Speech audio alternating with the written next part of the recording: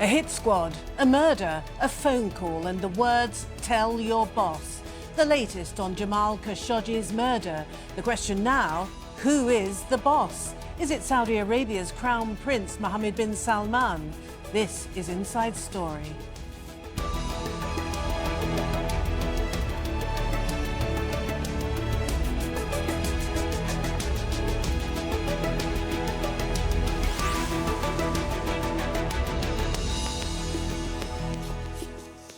Hello and welcome to the programme. I'm Martine.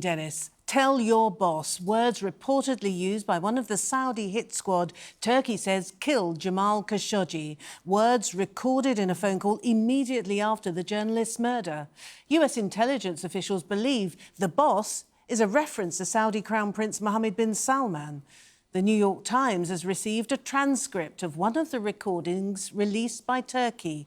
The paper says the telephone call was made by Maher Abdulaziz Mutreb, a security officer who frequently travelled with the Crown Prince. Turkish intelligence believe Mutreb was speaking to one of the prince's aides and also used words to the effect that the deed was done. But officials in Ankara say the audio does not conclusively implicate Mohammed bin Salman, and Saudi officials deny he had any knowledge of the killing. Well, the Turkish President Recep Tayyip Erdogan says he shared recordings of the Khashoggi killing with several countries, Saudi Arabia, the US, France, Germany, Britain and Canada, whose Prime Minister, Justin Trudeau, acknowledged his country had received a copy. We continue to be engaged with our allies on the investigation into accountability for the murder of Jamal Khashoggi, and we are in discussions with our like-minded allies as to next steps towards Saudi Arabia. Well, the US Secretary of State Mike Pompeo has spoken by phone with the Crown Prince and emphasised the US will hold accountable all those involved in the killing. The British Foreign Secretary, Jeremy Hunt, says accountability should also extend to those who gave the order. He was in Riyadh on Monday for talks with King Salman. I talked very frankly about our concerns about what happened and how important it is for Saudi's strategic partners to know that this cannot and will not happen again. And the first step in that process, not the only step, but the first step in that process, is to make sure there is proper accountability for the people who were responsible, both the people who committed the act, but also the people who gave the orders for the act. And due process is in train at the moment in Saudi Arabia, and I was led to believe there will be rapid progress in making sure that people are brought to justice. Right, let's introduce our guests now. Joining us here in Doha is Abdelwahab El-Affendi, Professor of Politics at the Doha Institute for Graduate Studies. In Istanbul, we have Mehmet, who's political news editor at the daily Sabah newspaper. And in London, we have Bill Law, a journalist and analyst at thegulfmatters.com. Welcome all to the programme. Mehmet, let me go to you first and just repeat those words, the three words that a lot of people are attaching a huge amount of importance to, and these words are, for some anyway, are being called the link that is established now between the incident that happened in your city and Mohammed bin Salman, the Crown Prince of Saudi Arabia. Tell your boss. What do you understand these words to mean, and how do they help us with the understanding of the actual incident? Well, I think it's you know, I mean, there is a consensus on the suspect here. That without naming anyone, it is almost for sure that it's a higher executive that made the decision behind the killing of Mr. Khashoggi. I mean, the New York Times report suggests and says that it implicates that it is the Crown Prince Mohammed bin Salman, but unfortunately, in Turkish investigation has not come up with any concrete evidence that will directly come to that conclusion and concretely will support that implication. However, there is a huge consensus that signals us to Mohammed bin Salman from the international community, international media. I mean, this to be supported with concrete evidence will depend on what Riyadh provides us with from this point onward, because Turkey has already, I mean, there are several things that have already been established. The fact that this was a premeditated murder, the fact that there is a team that was sent from Saudi Arabia to Istanbul to execute the operation, and the fact that some of these figures from the team are closely linked with Mohammed bin Salman. So, Mehmet, let me just interrupt there, because these are now established facts I think everybody is pretty familiar with. But Bill, coming to you in London, these three words, as I say, so many people seem to be attaching a huge amount of significance to, not John Bolton, I might add. He has suggested that there is no concrete evidence between tell your boss and Mohammed bin Salman. But what do you think? Do you think these words are really as significant as some people think? Well, look, I think that tell the boss, yes, clearly all the signs are pointing to Mohammed bin Salman, and it's hard to accept anything other than the fact that Mohammed bin Salman, who after all has assumed almost total control of the kingdom, that he is the one responsible for Jamal Khashoggi's death. However, the point is being raised by John Bolton and others that this is not final and ultimate proof. The thing is, we're never going to get that proof. We won't get that proof. What we will get is the supposition, the very strong likelihood that Mohammed bin Salman is the man responsible. Now, what does this mean for Mohammed bin Salman? Well, it means that he is seriously damaged, certainly in terms of his reputation, Western reputation as a moderate, a young man who's going to reform the kingdom and take it into the 21st century. That particular myth has rather crashed around his feet. Okay. And he's shown for what he is. All right. Abdelwahab here with me in Doha. Bill supposes that we might never, ever get this concrete link that so many people are searching for as to who gave the order, and that order came from the highest echelon of the Saudi royal family. Does it matter? First, I think I must highlight personal dimension. Jamal was a very dear friend of mine. And in fact, I was with him in Istanbul just 1 week before he became a victim of this horrendous crime. Well, condolences to you. So there is a human side to it, and we shouldn't forget it when we are focusing on the politics of it. I don't think we need any evidence because, first of all, the Saudi state owned the crime, not in the sense of admitting it, but in the sense of working full time to try to hide it and to try to obstruct the investigation. So if it is, as it was said, something which is not connected with the Saudi state, we wouldn't have seen this sending the cleaners, not telling people about where the body is. So they have the killers, so they know where they put the body, wherever they put it, what they did with it. So the simplest thing would have been for them to just say that. So the Saudi state has ended this crime. The Saudi state, as Bill rightly said, is owned by Mohammed bin Salman. Nothing happens there without him. Small things like tweets. I mean, if a royal like Abdulaziz bin Fahd could be imprisoned for a tweet, what would happen to people who would go into a Saudi consulate and kill other people, and then using planes from the state, hired by the state, and return there without the permission of the crown prince? I think that's impossible. I mean, I think anybody who says we want more evidence means he is complicit in the crime.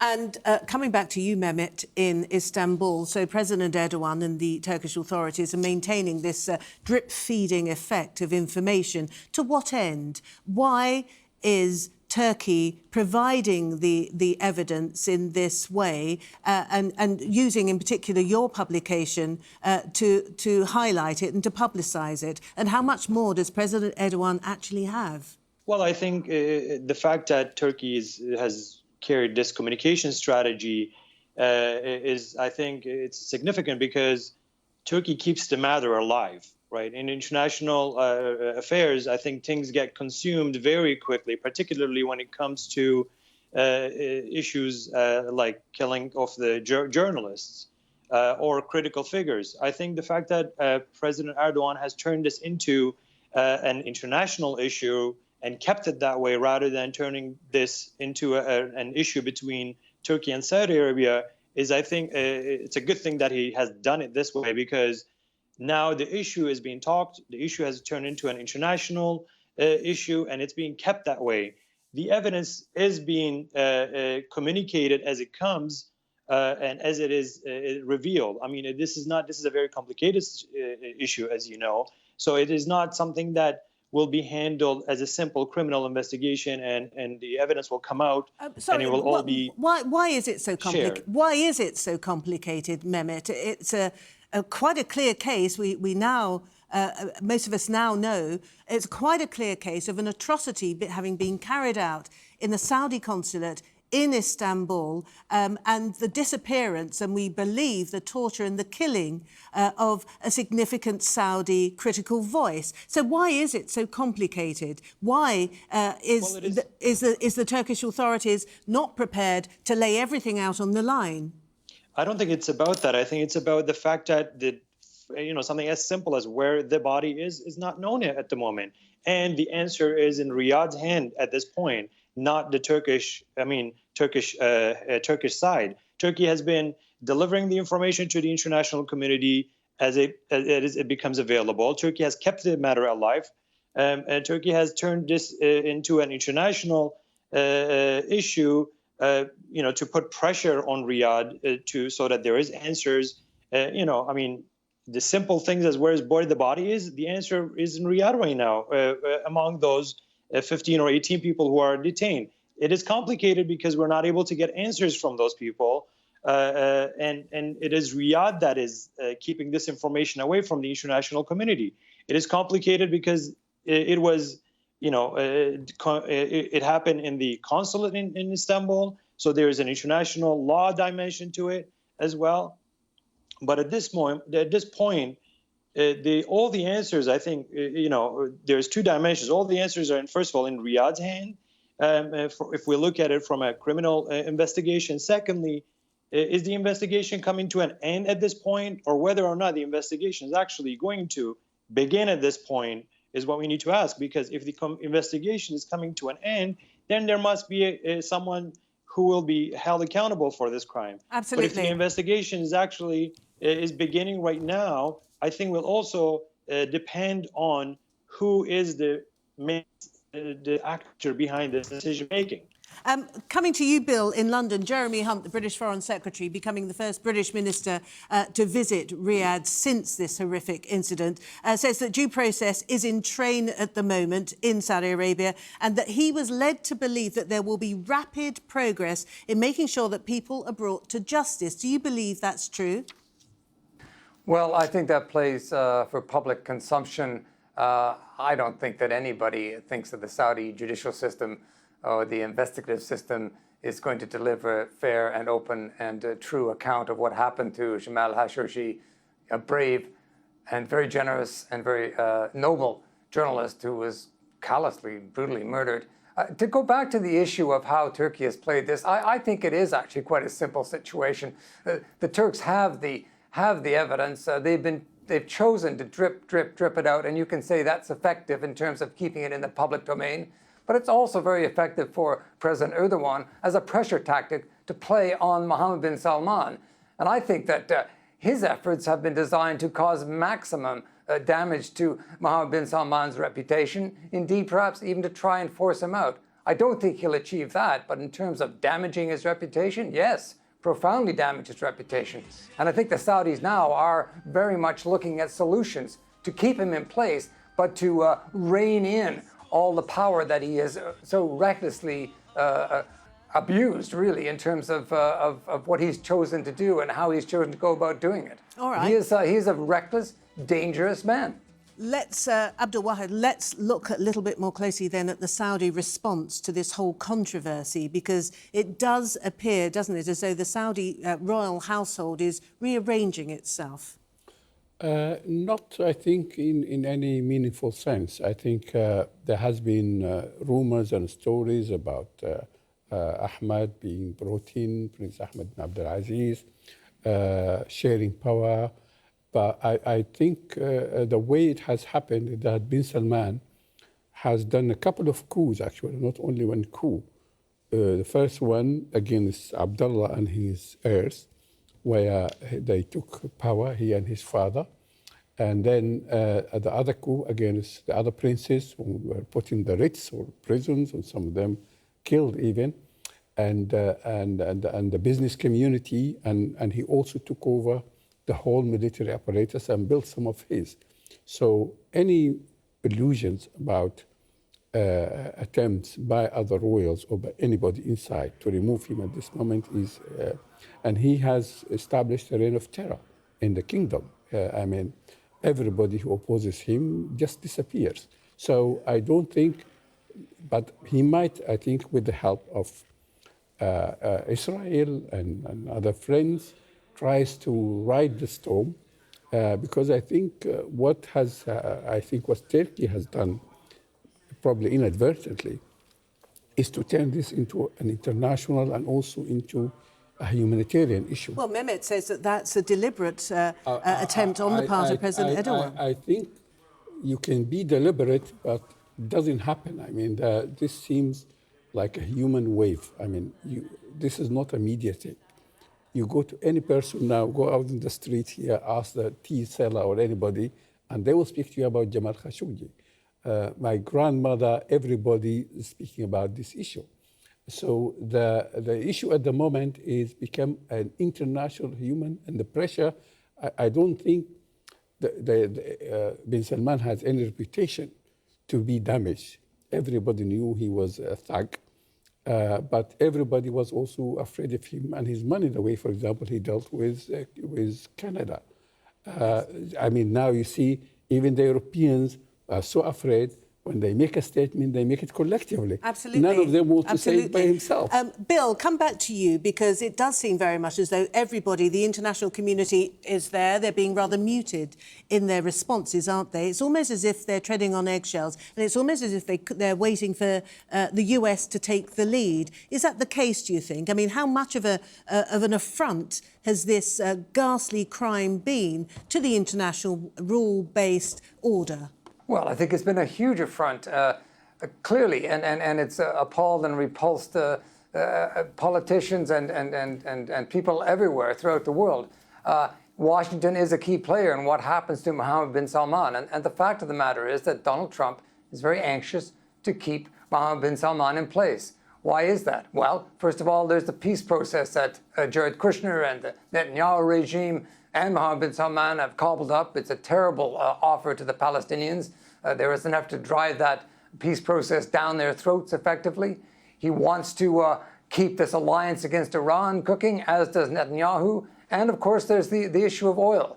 Keep the price of oil manageable. And Trump is exerting pressure in that direction. So he wants to keep Mohammed bin Salman in play. And I think he will think to himself, well, as long as this guy is useful to me, I'll keep him in play. But if I sense that things are swinging so badly, I've got to get rid of him, I will get rid of him without a moment's thought. I mean, he's shown that in terms of his own people. He's dumped people brutally and callously by tweet.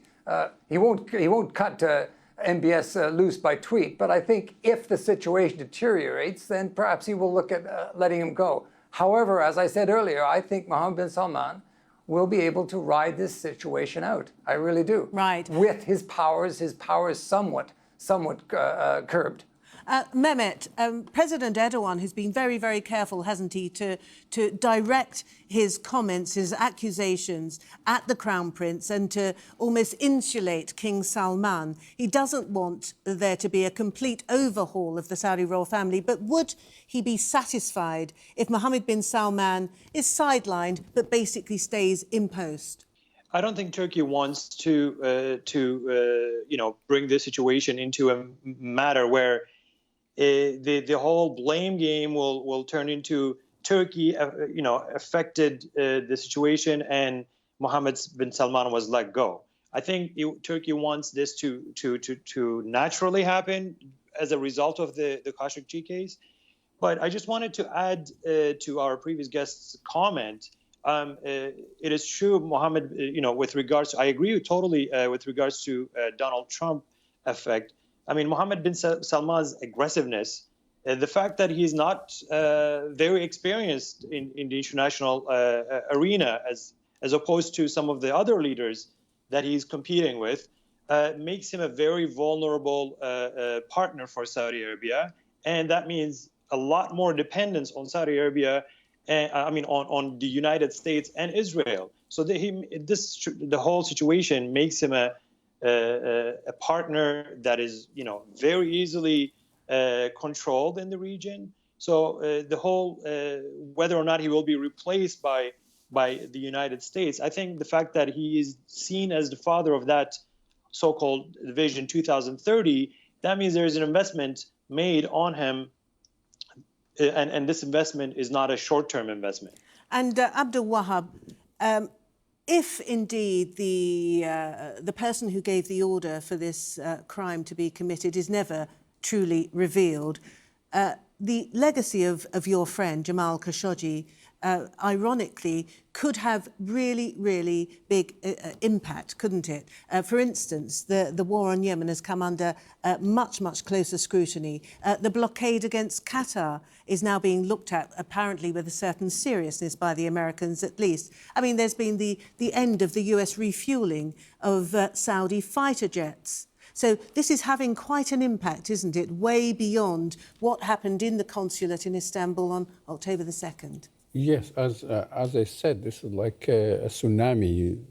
It reminds me of the death of Diana and the way it has moved people. And this has also disarmed a lot of people who would have defended bin Salman. I mean, his friend Trump and others. And so I think it's already transformed things. And I think the issue that the person who issues the order has not been identified is known. I think it's bin Salman. Everybody knows who issued the order. But the issue is how much courage people would have. But I think also Turkey is right. They don't want Saudi Arabia to collapse. But the problem might be that by leaving Mohammed bin Salman in power, that will bring the collapse of Saudi Arabia, because it might, the issue like Saddam Hussein after Kuwait, this looks like it, in the sense that it has transformed the international order, it has transformed the kingdom, and the longer he stays in power, the more Saudi Arabia's influence and moral standing will be eroded. And we don't know, Saudi Arabia, by the way, is a very fragile country. It's not as it appears. So it might be that the damage has already been done. We're running out of time, gentlemen. Can I go to you finally, Bill, and briefly, if you would? What do you think then about the suggestions that the Saudi royal household is realigning itself, is rearranging itself, and perhaps that the powers of Mohammed bin Salman are being clipped? Yes, I think that is what is being attempted. Now, it's whether Mohammed bin Salman is sufficiently weakened that can happen. He has created a culture of fear, a climate of fear in Saudi Arabia. How powerful is he? Well, his powers have been weakened. I think the ruling family wants to find a way to curtail his recklessness. He's made many, many wrong decisions, bad decisions. The awful murder of Jamal Khashoggi is just the latest in a long string, beginning, you could argue, with the war in Yemen. So, yeah, I think the ruling family wants to try and figure out what to do with their problem child, Mohammed bin Salman. Right. Can I thank you all very much indeed for a really interesting conversation. Abdelwahab, El-Affendi, Mehmet, Celik and Bill Law, thank you all very much indeed. And as ever, of course, thank you for watching. You can see the programme again anytime you like by going to the website, aljazeera.com. If you want more discussion, I'm sure you will, you can go to our Facebook page, facebook.com/AJ Inside Story. You can also join the conversation on Twitter. Our handle is @AJ Inside Story. I'm @Martine Dennis. Thank you very much indeed for joining us. Bye for now.